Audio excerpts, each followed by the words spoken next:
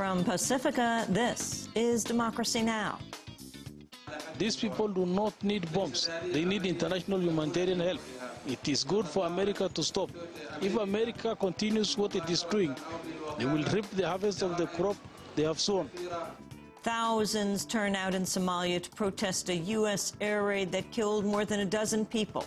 The strike comes amidst massive food riots. We'll also go to Bolivia, where President Evo Morales has rejected an autonomy vote by the country's wealthiest region, oil-rich Santa Cruz. Then a report on the recent parliamentary elections in Iran.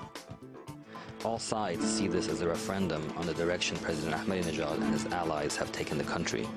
As political tensions come close to the surface, economic and political demands are countered by talk of war and the need for unity in the face of the ever-present threat from the West.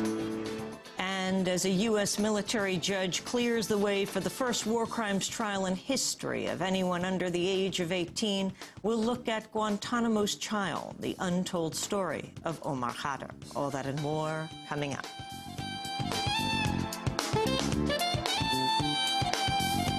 Welcome to Democracy Now!, democracynow.org, The War and Peace Report. I'm Amy Goodman.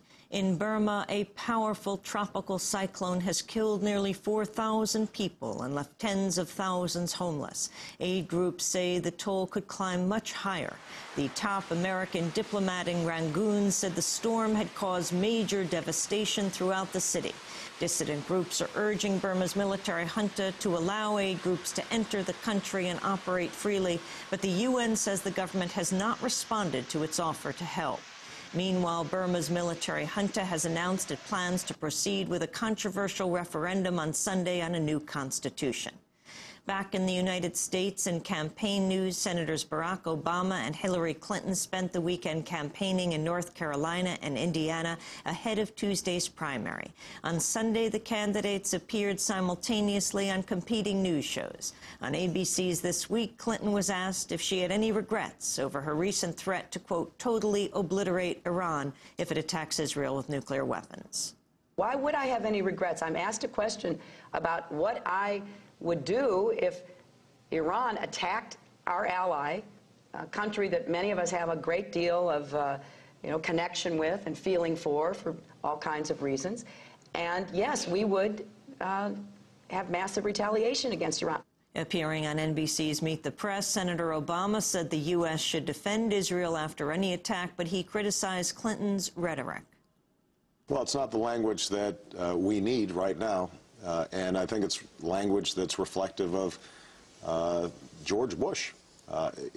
We have had a foreign policy of bluster and saber-rattling and tough talk. And in the meantime, we make a series of strategic decisions that actually strengthen Iran. The website Counterpunch is reporting President Bush has signed a secret finding authorizing a covert offensive against the Iranian regime.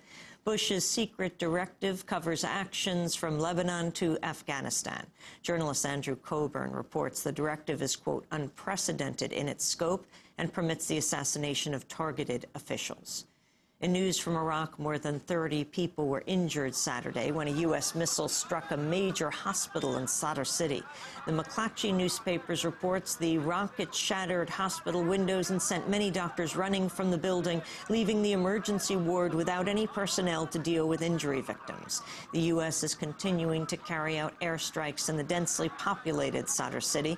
Iraqi health officials said at least 10 people, including 2 children, were killed on Sunday in Sadr City. In other Iraq news, a bomb attack on Sunday targeted a motorcade carrying Iraq's First Lady. President Jalal Talabani's wife, Hero Ibrahim Ahmed, escaped unharmed, but 4 bodyguards were injured. In Mosul, gunmen shot dead an Iraqi reporter on Sunday after hauling her out of a taxi. Sarah Abdul Wahab was shot once in the head. A colleague said she'd received a text message on her phone 3 weeks earlier warning her to stop reporting or she would be killed. The Washington Post reports the military is planning to expand the role of private contractors in Iraq. For the first time, U.S. commanders in Iraq are seeking private contractors to form part of the small military teams that train and live with Iraqi military units across the country. The contractors would live on Iraqi military bases and participate in special operations and convoy duties. Meanwhile, military contractor KBR has reported its first quarter net profits tripled over the last year, largely because of its Iraq war contracts. KBR made $98 million in the first 3 months of the year. In other campaign news, Senators Barack Obama and Hillary Clinton sparred Sunday over a proposal to temporarily suspend the federal gas tax. In an interview on Meet the Press, Obama described the proposal as a Washington gimmick. This gas tax, which was first proposed by John McCain and then quickly adopted by Senator Clinton, is a classic Washington gimmick. It is a political response to a serious problem that we have neglected for decades. Here's the upshot. You're looking at suspending a gas tax for 3 months.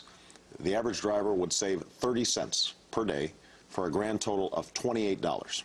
That's assuming that the oil companies don't step in and raise prices by the same amount that the tax has been reduced. During her appearance on ABC's This Week, George Stephanopoulos questioned Clinton about her gas tax proposal.